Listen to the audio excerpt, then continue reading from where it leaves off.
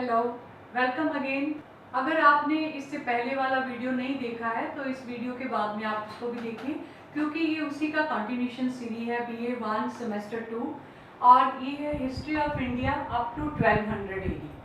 तो इसमें पहले 2 यूनिट जो हैं उनका सिलेबस हमने पार्ट 1 में डिस्कस किया है and in part 2 we will discuss about the third unit.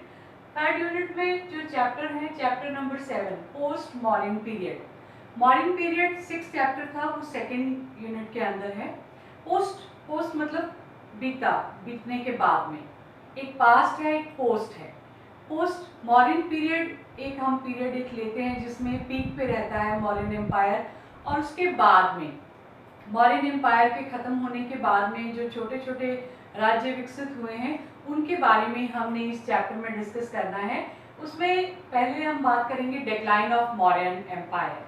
जो मौर्य राज्य है, इतना बड़ा राज्य रहा है, मगध राज्य के अंदर बहुत बड़ा एम्पायर इस्टेब्लिश किया मौर्यंस ने, उसका खात्मा कैसे हुआ, उसका डाउनफॉल, उसका पतन कैसे हुआ। उसके बाद में कनिष्का, ये एक चाइनीज इनहेरिटेंस के जरिए ये एक डायनेस्टी इस्टेब्लिश हुई थी भारत में। तो उसका मेन जो राजा था, ये कुषाण वंश माना जाता है इनको, और उसका मेन जो राजा था, जो पॉपुलर किंग था, दैट वाज कनिष्का।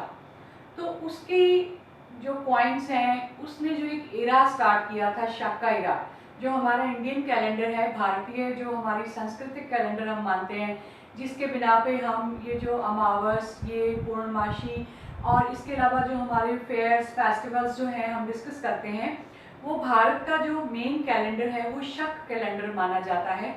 वो शक का एरा, शक संवत स्टार्ट किया था कुषाण वंश के राजा कनिष्क ने।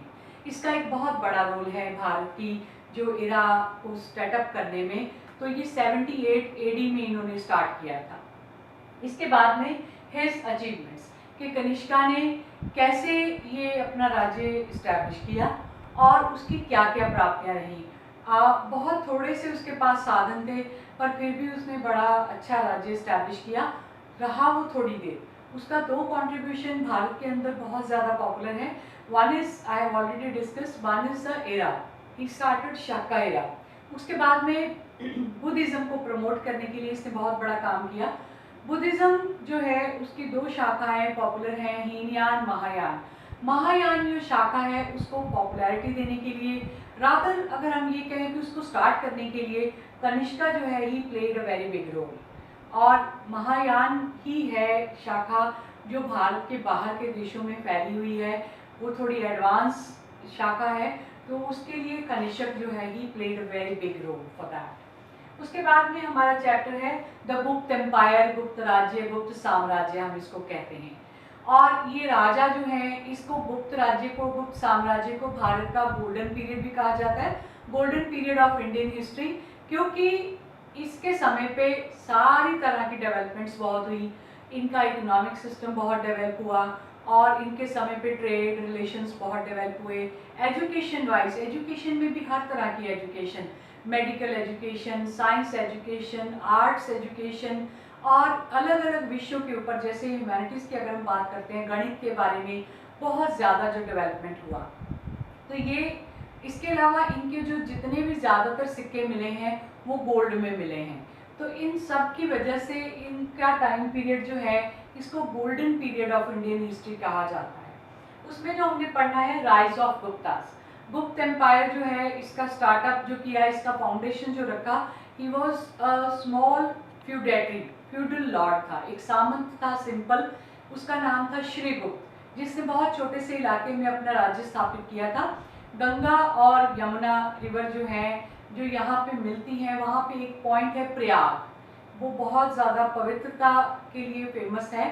तो प्रयाग पे इनका जो है वो स्टार्ट हुआ, ओरिजिन हुआ। उसके बाद में है social, economic, cultural and scientific developments under Guptas. मैंने पहले भी बताया कि गुप्त एम्पायर एक ऐसा एम्पायर है जिसको golden period of Indian history कहते हैं, क्योंकि इनके समय पे इकोनॉमी बहुत डेवलप हुई। साइंस में मेडिकल साइंस स्पेशली, चरक एक बहुत बड़ा वेद था जिसने चरका संहिता नाम की एक मेडिकल ग्रंथ जो है वो लिखा।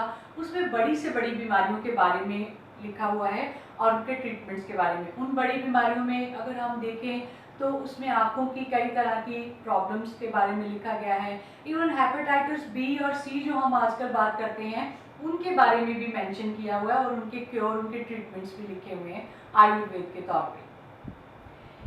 इसके अलावा सूर्य ग्रहण, चंद्र ग्रहण, जीरो और पाई का सिद्धांत आर्यभट्ट ने दिया। He was in the time of गुप्त पीरियड। तो ये सारा सोलर इक्लिप्सेस, ल्यूनर इक्लिप्सेस, ये सारी साइंटिफिक कैलकुलेशंस गुप्त एम्पायर के समय पे डेवलप हुई। Then the last chapter of this unit is the rise of southern kingdoms.